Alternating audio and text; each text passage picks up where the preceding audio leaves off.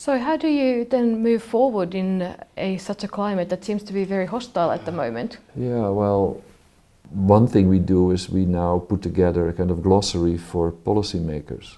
So 600-word entries on a number of key terms like numbers or human rights or workplace exploitation, so that policymakers have access to that.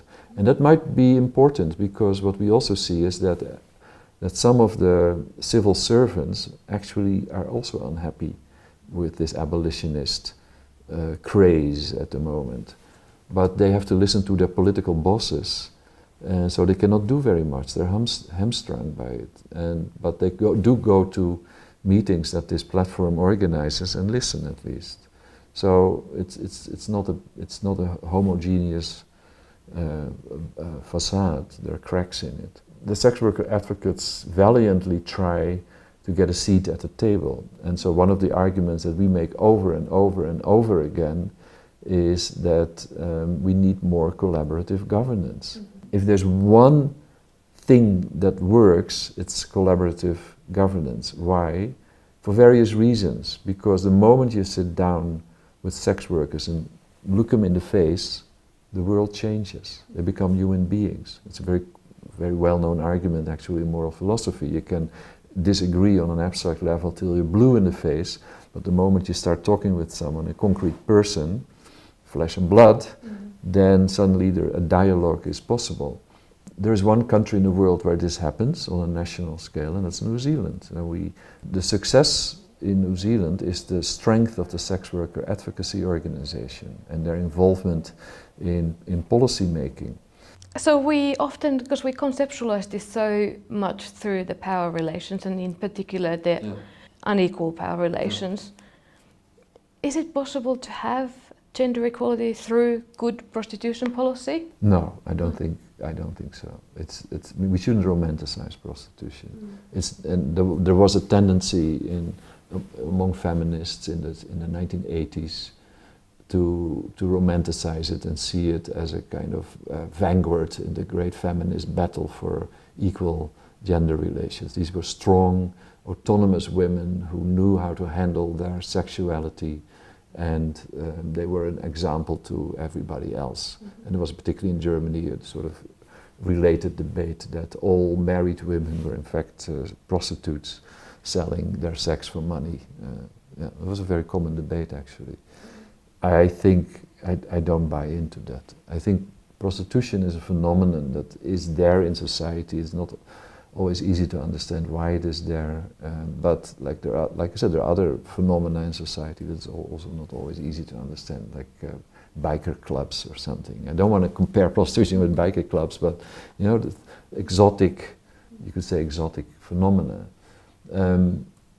But gender relations and equality are, of course, an incredibly important issue. And I think actually there's a lot of good debates going on that are much more important than this abolitionist debate on prostitution.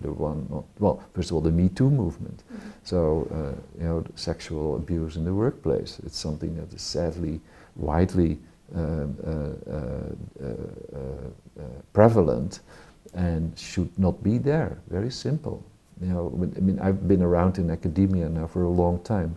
What was allowed when I started as a young academic would be the death of your career right now, and that's a good thing. It took 30 years, 35. That's been around, so I see that as progress. So you studied 22 different countries. Are there any universal lessons that can be drawn from that? Yeah, I think so. Quite a few.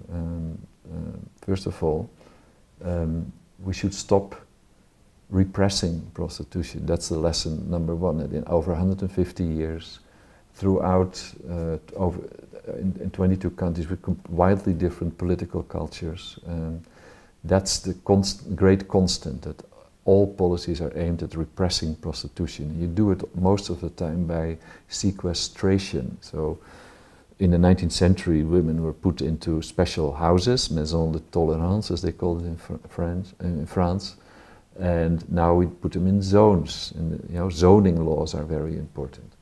So, and they often had to wear special clothing, they had fewer rights. In the 19th century they could be put forcibly into a hospital when they were suspected to have venereal diseases, sexually transmitted diseases we call it now.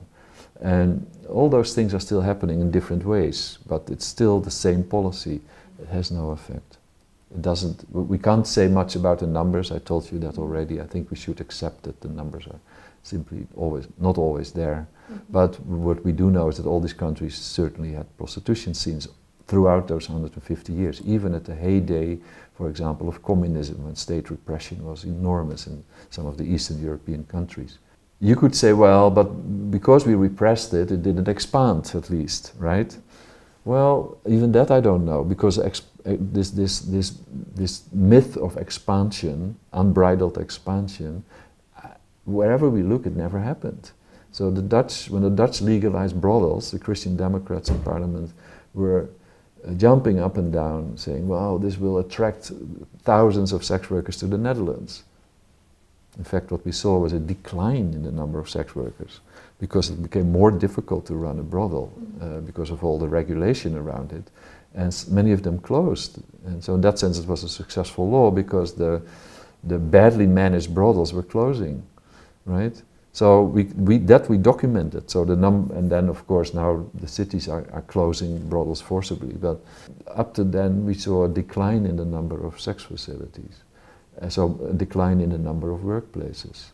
Another lesson is that discourse. It's very ideologically driven. So all the changes that we found, of course, sometimes regimes got more tolerant. Very interesting. So, but they were all ideologically driven.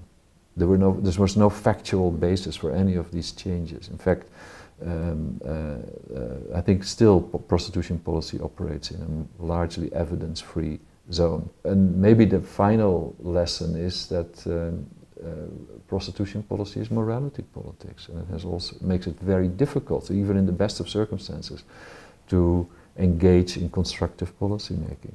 So those are some lessons.